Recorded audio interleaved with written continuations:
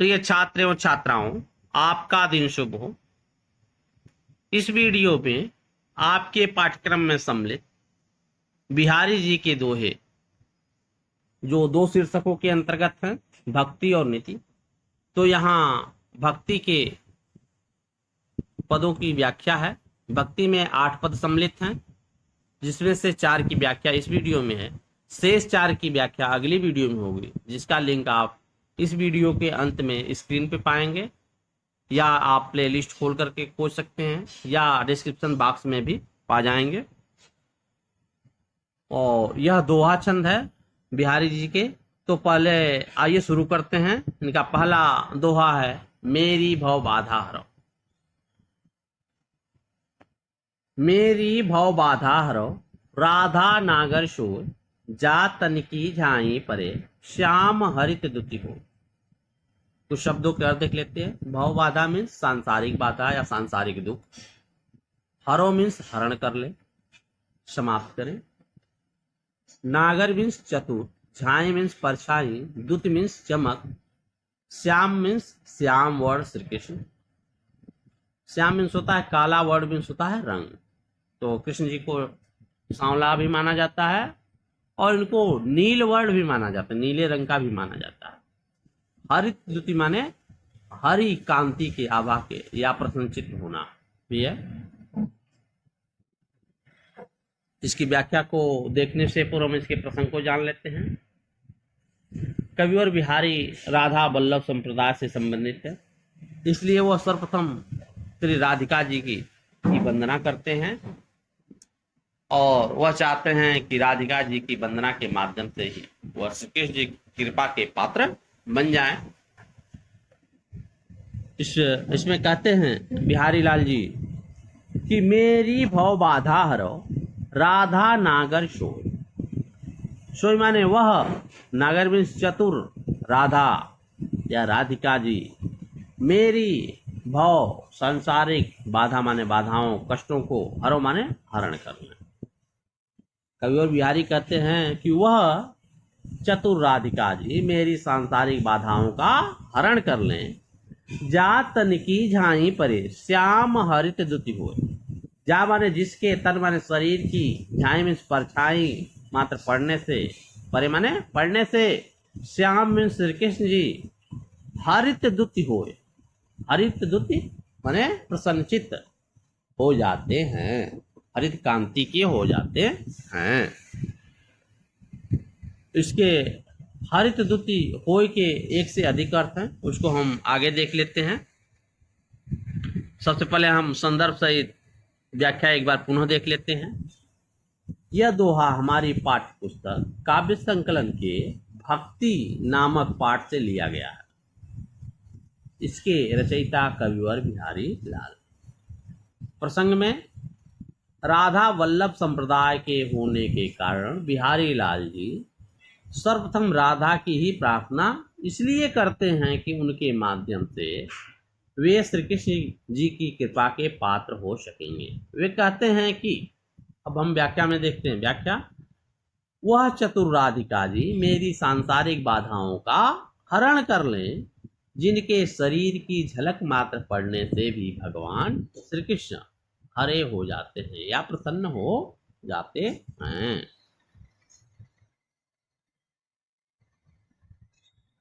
अन्य टीकाओं के अनुसार इस दोहे में हरित दुति होए से हतप्रभ होना या हरे रंग का होना, यह भी अर्थ किया जा सकता है। जैसे जिनके शरीर की झलक पड़ने से भगवान श्री कृष्ण हतप्रभ हो जाते हैं, वह चतुर राधिका जी मेरी सांसारिक बाधाओं का हरण करें। तीसरे अर्थ में दिया है, जिनके पीतवर्ण शरीर की आभा वाली परछाई पड़ने से नीलवर्ण भगवान श्री कृष्ण हरे रंग की आभा वाले हो जाते हैं, वह चतुर राधिका जी मेरी सांसारिक बाधाओं का हरण कर लें। राधिका जी जो हैं वह गोरी हैं, गौरवर्ण, गौरवर्ण यानी पीले वर्ण, पीतवर्ण यानी पीले रंग की शरीर की आभा। राधिका जी के पीले रंग की शरीर की आभा, नीलवर्ण भगवान श्री कृष्ण शरीर, भगवान श्री कृष्ण जी को नीले वर्ण का, नीले रंग का माना जाता है। तो राधिका जी के पीले शरीर की आभा जो है नीले रंग के शरीर श्री कृष्ण जी की शरीर पर पड़ती है तो श्री कृष्ण जी का शरीर कैसा हो जाता है, हरे रंग की आभा वाला हो जाता है। ऐसी राधिका जी मेरी सांसारिक कष्टों को दूर करें। अगले पद या दोहे को देख लेते हैं, ये भी दोहा ही छंद है। मोर मुकुट की चंद्रिकन यो राजत नंद नंद, मनु शशि शेखर की अकस की शेखर सतचंद। शब्दों के अर्थ देख लेते हैं। चंद्रिकन माने चंद्रिकाओं से, या मोर पंख पर चमकता हुआ चंद्राकार अंश। राजत में शोभायमान होना या सुशोभित होना। मनु माने मानो। शशि शेखर माने महादेव। शशि माने होता है चंद्रमा, शेखर माने शिव जी।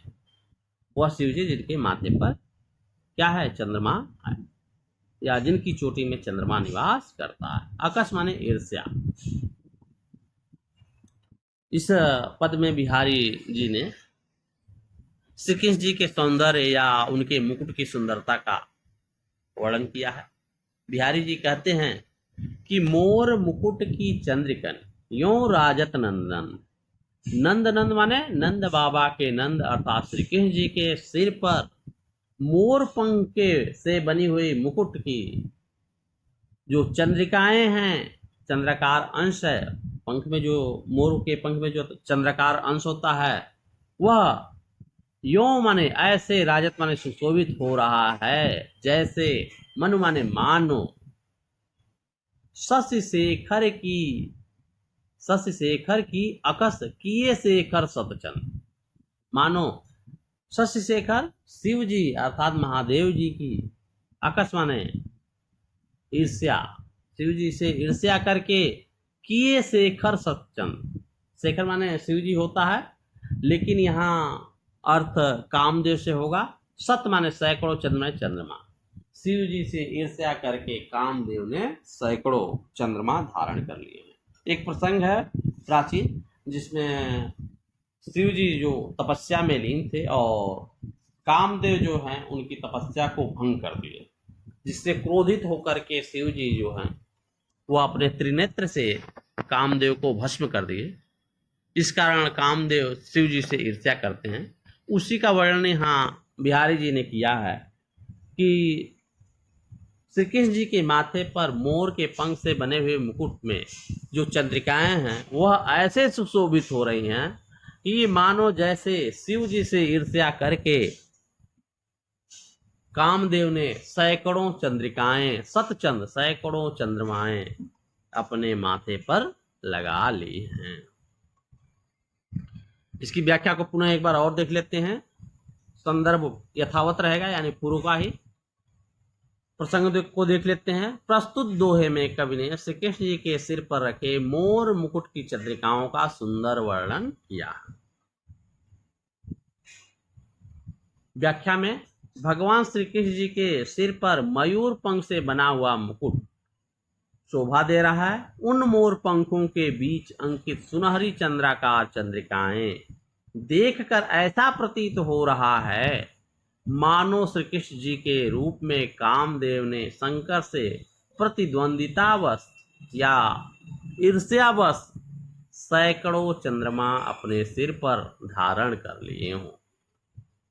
शंकर जी ने कामदेव को जलाया था, अतः वह उनसे द्वेष रखता है, इसलिए जहां शंकर जी ने अपने सिर पर एक चंद्रमा धारण करते हैं वहां कामदेव श्री कृष्ण जी के रूप में सिर पर सैकड़ों चंद्रमा धारण किए। सौंदर्य में जो है उक्त दोहों में भाव सौंदर्य, कवि ने श्री कृष्ण जी को कामदेव के रूप में देखा है, उत्प्रेक्षा अलंकार है और यह दोहा छंद है।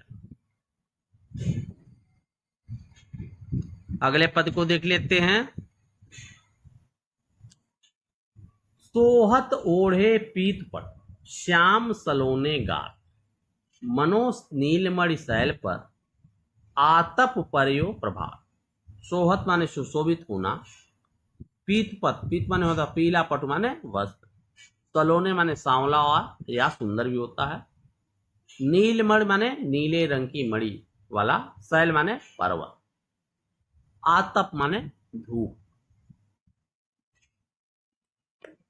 इस पद में बिहारी जी ने श्री कृष्ण जी के पीले वस्त्र धारण करने पर उनकी सुंदरता का वर्णन किए हैं।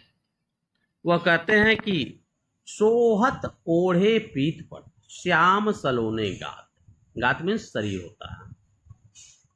बिहारी जी कहते हैं कि श्याम श्री कृष्ण जी के सलोने माने सांवले और सुंदर, गात माने शरीर पर, ओढ़े माने ओढ़ने या पहनने पर, पीत माने पीले, पट माने वस्त्र को ऐसे सुशोभित हो रहा है मानो, जैसे मानो नीलमणि शैल पर, नीले मणि के पर्वत पर, शैल मीन्स पर्वत पर, आतप माने धूप, पर माने पड़ रही है प्रभात, सुबह की स्वर्णिम धूप, पीली पीली सुनहली धूप आ पड़ी है। बिहारी जी कह रहे हैं कि श्री कृष्ण जी के सुंदर सलोने गात शरीर पर पीले वस्त्र को ओढ़ने पर वह ऐसे सुशोभित हो रहे हैं मानो जैसे नीलमणि पर्वत पर प्रभात की सुबह की स्वर्णिम पीली या सुनहली जो है किरणें या धूप आ के पड़ रही हैं। इसकी व्याख्या को पुनः एक बार संदर्भ सहित देख लेते हैं। संदर्भ यथावत ही रहेगा, पूर्व का ही। प्रस्तुत पद्यांश हमारी पाठ्य पुस्तक काव्य संकलन के भक्ति नामक पाठ से लिया गया है। मूल पुस्तक बिहारी सतसहित से उद्धृत है। इसके रचयिता बिहारी लाल है। और प्रसंग देख लेते हैं। प्रस्तुत दोहे में कवि ने श्री कृष्ण जी के अद्भुत सौंदर्य का वर्णन प्राकृतिक प्रतीकों के द्वारा किया है। अब व्याख्या को देख लेते हैं। भगवान श्री कृष्ण सावले सुंदर शरीर पर पीतांबर धारण किए हुए इस प्रकार सुशोभित हो रहे हैं मानो नीलमणि पर्वत पर प्रातःकालीन सुनहरी धूप पड़ रही हो। काव्यगत सौंदर्य में श्री कृष्ण जी के सांवले शरीर को नीलमणि पर्वत और पीतांबर की सूर्य की किरणों में कल्पना की गई है। श्याम में श्लेष और संपूर्ण दोहे में उत्प्रेक्षा अलंकार है। जन जानो मन मानो जहां आता है वहां उत्प्रेक्षा अलंकार होता है और यह दोहा छंद है। अब हम चौथे पद को देख लेते हैं। अधर धरत हरि के परत ओठ दीठ पट जोत हरित बांस की बांसुरी इंद्रधनुष रंग हो। अधर माने होठ या नीचे का हो, धरत माने रखने पर या धारण करने पर, दीठ माने दृष्टि, पट माने वस्त्र, पीतांबर यहां दिया है पट क्योंकि श्री कृष्ण जी पीले वस्त्र को धारण करते थे। हरित बांस मीन्स हरे बांस की, बांसुरी हरी, लालिमा युक्त होठ और दृष्टि की ज्योति श्याम और श्वेत रत्नार, पीतांबर की ज्योति पीली, ये सब रंग ही इंद्रधनुष की छटा विकीर्ण करते हैं। तो चलिए आइए देख लेते हैं इसके प्रसंग। इसमें बिहारी लाल ने श्री कृष्ण जी के बांसुरी के सतरंगी होने का बड़ा ही सुंदर और मनोरम चित्रण किया है, उसके सौंदर्य का चित्रण किया है। बिहारी लाल कहते हैं अधर धरत हरि के परत होठ दीठ पट जोत हरित बांस की बांसुरी इंद्रधनुष रंग है। अधर धरत हरि के परत, अधर माने अधरों पर, धरत माने धारण करते ही, हरि के परत, हरि माने ईश्वर अर्थात श्री कृष्ण जी के होठों पर बांसुरी के, किसको, बांसुरी को, हरित बांस की बांसुरी, हरे रंग के बांस के बांसुरी को अपने होठों पर धरते ही होठों की लालिमा, दीठ माने दृष्टि का कालापन और श्वेतपन, पट माने वस्त्र, वस्त्र कैसा पहनते हैं श्री कृष्ण जी, पीला, और उनका शरीर जो है नीला, और हरे रंग की, हरे बांस की बांसुरी है तो उसका जो है हरापन, ये सब मिलकर के इंद्रधनुष रंग हो, इंद्रधनुष के समान या इंद्रधनुष के रंग की छटा बिखेरते हैं। बिहारी लाल कहते हैं कि जब श्री कृष्ण जी हरे बांस की बांसुरी को अपने होठों पर लगाते हैं या रखते हैं तो बांसुरी का हरापन और श्री कृष्ण जी के होठों की लालिमापन, उनके नेत्रों का काला और सफेदपन, उनके कपड़ा जो पहनते हैं वो पीलापन और उनके शरीर के नीलेपन, ये सब मिल करके सतरंगी इंद्रधनुष की आभा या छटा बिखेरते हैं। इसकी व्याख्या को पुनः एक बार और देख लेते हैं। संदर्भ पूर्ववत ही रहेगा। प्रसंग हम देखते हैं। इसमें श्री कृष्ण जी के सौंदर्य का वर्णन करते हुए बिहारी लाल कहते हैं कि भगवान श्री कृष्ण, व्याख्या में, भगवान श्री कृष्ण के होठों पर हरे बांस की बांसुरी रखते ही होठ, दृष्टि और पीतांबर की झलक पड़ने से बांसुरी सतरंगी इंद्रधनुष के रंग की हो जाती है। अर्थात जिस तरह इंद्रधनुष में 7 रंग होते हैं, उसी प्रकार हरे बांस की बांसुरी में भी 7 रंग की उसी प्रकार से हरे बांस की बांसुरी भी 7 रंग की हो जाती। काव्यगत सौंदर्य में देख लेते हैं। इंद्रधनुष के 7 रंग, बांसुरी से हरा रंग और श्री कृष्ण जी के होठों से लाल रंग, श्याम, श्वेत और रत्नार आंखों से 3 रंग लिया गया है, पीला पीतांबर से और नीला उनके शरीर से। यह मिलकर के 7 रंग होकर के और उनके सतरंगी या इंद्रधनुषी रंग की आभा बिखेरते हैं।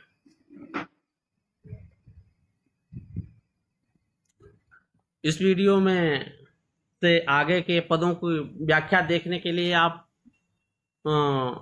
इन स्क्रीन पे लिंक होगा, स्क्रीन पे ही उसको टच करके आप अगली वीडियो देख सकते हैं, या फिर आप हमारे प्लेलिस्ट में चले जाइए, वहाँ से आप अगली वीडियो देख लेंगे। और वीडियो को देखने के लिए धन्यवाद। और एक बार आपसे निवेदन है कि वीडियो को लाइक, कमेंट करना और शेयर करना न भूलें। पुनः एक बार आप लोगों को धन्यवाद।